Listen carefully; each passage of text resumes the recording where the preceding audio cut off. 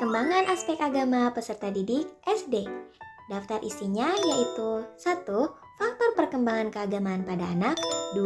Kematangan beragama pada anak. 3. Fase perkembangan agama pada anak. 4. Faktor perkembangan pada anak menurut Zakiyah Darajat. Dan yang kelima ada kesimpulan. Assalamualaikum warahmatullahi wabarakatuh. Pernah nggak sih kamu bertanya-tanya kenapa ada anak yang sejak kecil sudah rajin beribadah, tapi ada juga yang kurang tertarik dengan hal keagamaan? Apakah itu bawaan lahir atau karena lingkungan di sekitarnya? Nah, jawabannya ada di pembahasan kali ini, yaitu faktor perkembangan keagamaan pada anak. Tahukah kamu setiap manusia sebenarnya lahir dengan fitrah beragama? Artinya, sejak lahir manusia sudah punya potensi untuk mengenal dan menyembah Tuhan. Hal ini dijelaskan dalam Quran Surat Al-A'raf ayat 172 dan Ar-Rum ayat 30, bahwa manusia adalah makhluk yang religius atau homo religius. Nah, faktor bawaan ini disebut dengan faktor internal yang berkembang secara alamiah dan bisa diperkuat melalui bimbingan Rasul serta ajaran agama. Jadi sejak awal setiap anak itu sudah punya benih keimanan, tinggal bagaimana kita menumbuhkannya. Tapi fitrah itu nggak akan tumbuh sendiri. Ia perlu lingkungan yang baik agar bisa berkembang sempurna. Inilah yang disebut faktor eksternal yang terdiri dari keluarga, sekolah, dan masyarakat. Pertama, keluarga. Keluarga adalah sekolah pertama bagi anak. Dari orang tualah anak belajar berdoa, berperilaku sopan, dan mengenal nilai agama. Orang tua yang menjadi teladan dalam ibadah dan akhlak akan sangat mempengaruhi keimanan anak. Yang kedua, ada sekolah. Sekolah punya peran penting dalam memperkuat nilai-nilai agama. Guru agama menanamkan pengetahuan dan kesadaran beragama, sementara guru-guru lainnya memberi teladan lewat sikap, tutur kata, dan kebiasaan sehari-hari. Sekolah juga mendukung lewat kegiatan seperti sholat berjamaah, ceramah keagamaan, dan ekstrakurikuler rohani. Yang terakhir yaitu masyarakat. Lingkungan tempat anak tumbuh dan bergaul juga berpengaruh besar. Kalau anak sering berinteraksi dengan teman yang sopan dan berakhlak baik, maka ia pun akan terbiasa berperilaku positif. Sebaliknya, jika lingkungannya kurang baik, perilaku buruk bisa saja ikut terbawa. Jadi teman-teman, perkembangan keagamaan anak itu bukan kebetulan. Ia tumbuh dari fitrah yang Allah tanamkan dan dipupuki oleh lingkungan yang mendukung, mulai dari keluarga, sekolah, hingga masyarakat. 2. Kematangan beragama pada anak. Kematangan beragama adalah berkaitan dengan kualitas pengalaman ajaran agama dalam kehidupan sehari-hari, baik aspek hablum minallah maupun hablum minas. Kematangan beragama merupakan watak keberagaman yang terbentuk melalui pengalaman. Kematangan beragama juga dimaknai sebagai kemampuan seorang dalam berpegang teguh pada agama yang diyakininya dan diwujudkan dalam kehidupan sehari-hari dengan penuh tanggung jawab disertai dengan pengetahuan agama yang cukup mendalam. Kematangan beragama pada anak ditandai dengan 1. Memiliki kesadaran bahwa setiap perilakunya selalu berada dalam pengawasan Allah. Yang kedua, melaksanakan ibadah ritual dengan ikhlas dan mampu mengambil hikmah dari ibadah tersebut. Yang ketiga, memiliki penerimaan dan pemahaman secara positif terhadap irama kehidupan yang ditetapkan Allah. Yang keempat, bersyukur pada saat mendapatkan anugerah baik dengan ucapan maupun dengan perbuatan. Yang kelima, bersabar pada saat mendapatkan musibah. Yang keenam, menjalin dan memperkokoh ukhuwah Islamiyah. Yang ketujuh, menegakkan amar ma'ruf nahi munkar, memiliki ruhul jihad. Alport 1953, karakteristik orang yang matang agamanya apabila memiliki 6 ciri khusus, yaitu diferensiasi yang baik, motivasi kehidupan beragama yang dinamis, pelaksanaan ajaran agama secara konsisten dan produktif, pandangan hidup yang komprehensif, pandangan hidup yang integral, dan yang terakhir adalah semangat pencarian dan pengabdian kepada Tuhan. Setiap anak mempunyai caranya tersendiri untuk mengenal Tuhan. Dari mulai imajinasi kecil yang sederhana menuju pemahaman yang perlahan tumbuh. Inilah perjalanan iman dari dongeng masa kecil menuju kedewasaan hati. Di awal kehidupan, dunia anak adalah dongeng.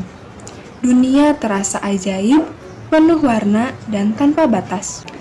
Dalam fase The Fairy Tale Stage, anak mengenal Tuhan lewat cerita, lagu, dan simbol. Tuhan bagi mereka seperti tokoh baik yang selalu hadir di balik setiap hal indah. Lalu, tumbuhlah logika. Anak mulai bertanya, siapa Tuhan? Mengapa kita beribadah? Di fase the realistic stage, pemahaman agama mulai masuk akal dan nyata. Disinilah keteladanan orang tua menjadi guru yang terbaik. Lalu, tibalah saatnya seseorang mulai mencari makna sendiri. Di tahap the individual stage, iman menjadi bagian dari jati diri. Di tahap ini ada 3 bentuknya. Yang pertama ada konvensional, di mana anak masih dipengaruhi oleh lingkungannya. Yang kedua ada tahap personal, di mana anak sudah mulai mandiri. Yang ketiga ada humanistik, ketika iman menjelma menjadi kasih dan kemanusiaan. Iman tidak tumbuh secara tiba-tiba. Ia tumbuh seiring berjalannya waktu, bersama dengan pengalaman dan keikhlasan. Dari dongeng masa kecil menuju kedewasaan yang berakar di hati. Fase perkembangan pada anak menurut Zakiyah Derajat.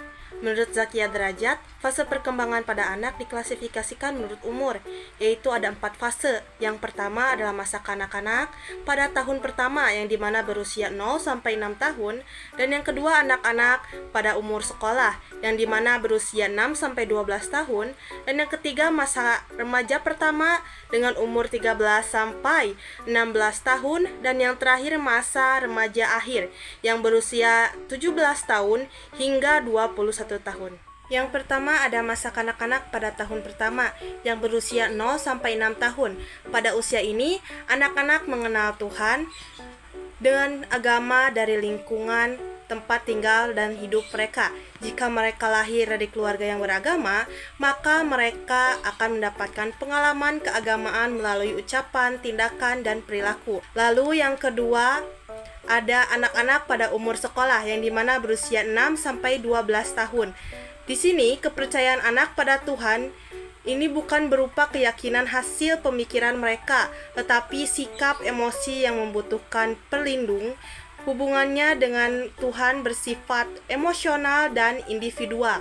Lalu yang ketiga ada masa remaja pertama, yang dimana berusia 13 hingga 16 tahun. Nah, di masa ini biasanya muncul kegoncangan remaja mulai banyak bertanya dan kadang ragu terhadap keyakinan mereka. Nah, perasaan iman mereka akan naik turun tergantung suasana hati. Lalu yang terakhir adalah masa remaja akhir. Pada tahap ini, remaja sudah mulai berpikir kritis. Mereka ingin agar ajaran agama bisa dijelaskan secara logis dan masuk akal. Namun, perasaan keimanan tetap memegang peran penting dalam menemukan makna dari agama yang sebenarnya dalam kehidupan mereka.